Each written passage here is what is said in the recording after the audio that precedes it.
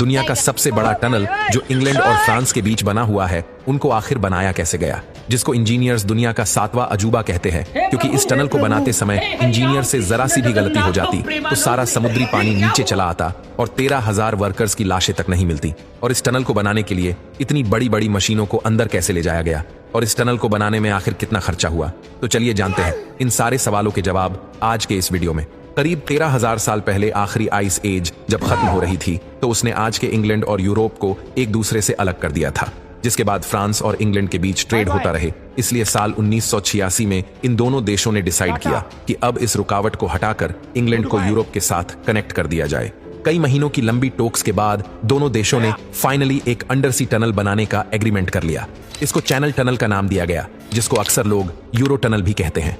Agreement में यह decide किया गया कि इंग्लैंड और फ्रांस की टीम्स अपनी अपनी साइड से टनल खोदेगी और दोनों टनल्स सेंटर पॉइंट पे आकर कनेक्ट होंगे और टोटल 3 टनल्स बनाए जाएंगे, जिसमें इंग्लैंड और फ्रांस के बीच रेलवे लूप चलेगा। इसका एक टर्मिनल फ्रांस के शहर केलेस, जबकि इंग्लैंड में फोकस्टोन पर दूसरा टर्मिनल होगा। टनल की टोटल लंबाई 56 किलोमीटर होगी, जिसमें से समंदर के नीचे वाला पार्ट 38 किलोमीटर लंबा होगा। 1986 में जाकर फाइनली चैनल टनल की कंस्ट्रक्शन स्टार्ट कर दी गई। सबसे बड़ा मसला जो इंजीनियरिंग टीम को फेस करना था वो था टनल बोरिंग मशीन का, जिसको टीबीएम भी कहा जाता है, क्योंकि आज से पहले इतने बड़े डायमीटर का टीबीएम बना ही नहीं था। हजारों मील दूर सेटल वॉशिंगटन में इस खास टीबीएम को बनाने का काम रॉबिन्स कंपनी को दिया गया।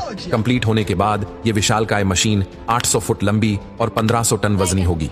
इसका डायामीटर 50 फुट होगा, जिसके आगे टंगस्टन कार्बाइड के कई धारदार ब्लेड्स लगे होंगे। इसमें लगी हाइड्रोलिक लैग्स इसको आगे की तरफ धकेलेंगी। मिट्टी और टूटे हुए पत्थरों का मलबा बाहर निकालने के लिए मशीन में ही एक कन्वेयर बेल्ट लगा होगा। लेकिन सर्वे से मालूम पड़ा कि इंग्लैंड साइड के समंदर के नीचे चौक की लेयर मौजूद है, जो पानी की लीकेज को टनल में आने से रोक पाएगी।